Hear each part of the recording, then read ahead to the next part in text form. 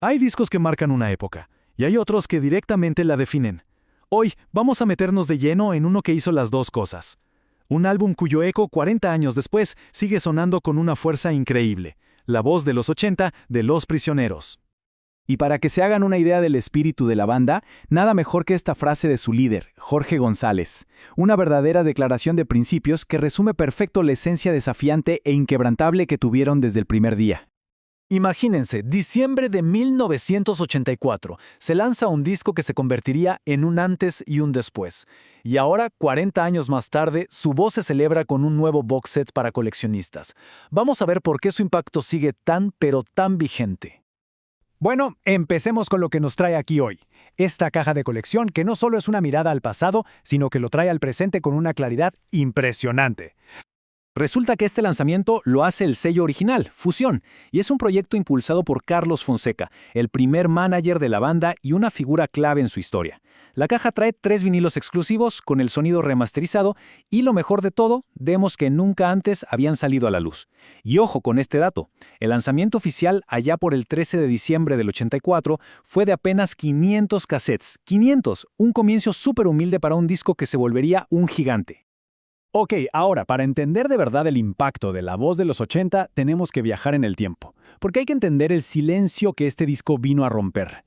Pensemos en la escena. Chile, 1984. Un país bajo la dictadura militar de Augusto Pinochet. O sea, un clima de opresión política, de censura y donde la disidencia era, francamente, muy peligrosa. Y aquí viene lo más interesante. Fíjense en el contraste. En ese momento, el sonido de la protesta era el canto nuevo.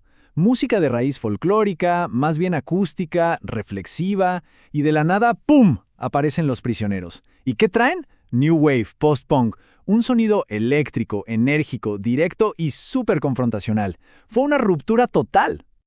Y claro, como se podrán imaginar, la industria musical chilena no estaba para nada preparada para esto. Simplemente no entendían esos sonidos post-punk y mucho menos estaban listos para unas letras tan directas en pleno régimen militar. Entonces, ¿cuál fue la solución? Pues aquí está la genialidad. Si la industria no te apoya, crea la tuya. Y eso es exactamente lo que hizo Carlos Fonseca. Fundó su propio sello independiente, Fusión, con el único propósito de lanzar la voz de los 80 cuando nadie más se atrevía a hacerlo. Ahora sí, metámonos en el corazón del álbum, sus letras, porque esta fue la munición con la que Los Prisioneros le dispararon a la apatía y a la hipocresía de su tiempo. Esta frase de Jorge González es brutalmente honesta. Captura a la perfección la paradoja que vivían. Se iban a tocar a universidades llenas de jóvenes de clase alta, cantaban sobre los ricos y la falsedad, y en lugar de que los abuchearan, los aplaudían. O sea, la crítica era tan directa que su propio objetivo a veces ni se daba por aludido. Y aquí está la clave de su estrategia, que fue muy inteligente. Las letras no mencionaban a la dictadura explícitamente, no. En cambio, se enfocaban en una crítica social mucho más amplia. La frustración de ser joven, la hipocresía de la gente con dinero, el consumismo. Esto hizo que su mensaje fuera universal y, por supuesto, mucho más difícil de censurar. Con esta cita, González dejaba claro que sus letras venían de la calle, de la realidad del día a día, como ver a los vendedores ambulantes escapando de la policía en Santiago. Y además, señalaba algo importante. Esto no es solo un problema chileno, es una realidad que se vive en toda América Latina. Ahora, pasemos al legado del álbum, porque lo increíble es que su voz no se apagó con el fin de la dictadura. Todo lo contrario.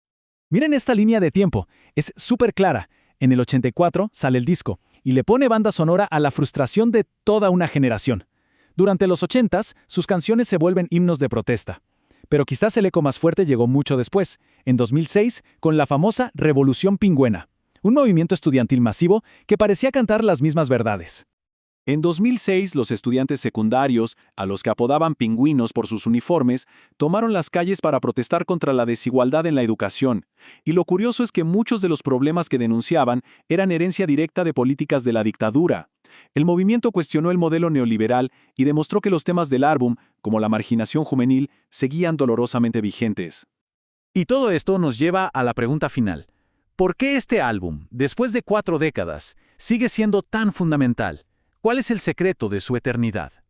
Bueno, para que se hagan una idea de su importancia, la revista Rolling Stone lo clasificó como el tercer mejor álbum chileno de todos los tiempos. ¡El tercero! Ahí nomás codeándose con leyendas como Violeta Parra y Los Jaivas. Leslie Ames, la encargada del proyecto del nuevo box set en Fusion Records, lo resume perfecto. Dice que es un disco esencial no solo para Chile, sino para todo el continente, y que lo más increíble es que suena tan vigente hoy como sonaba en 1984.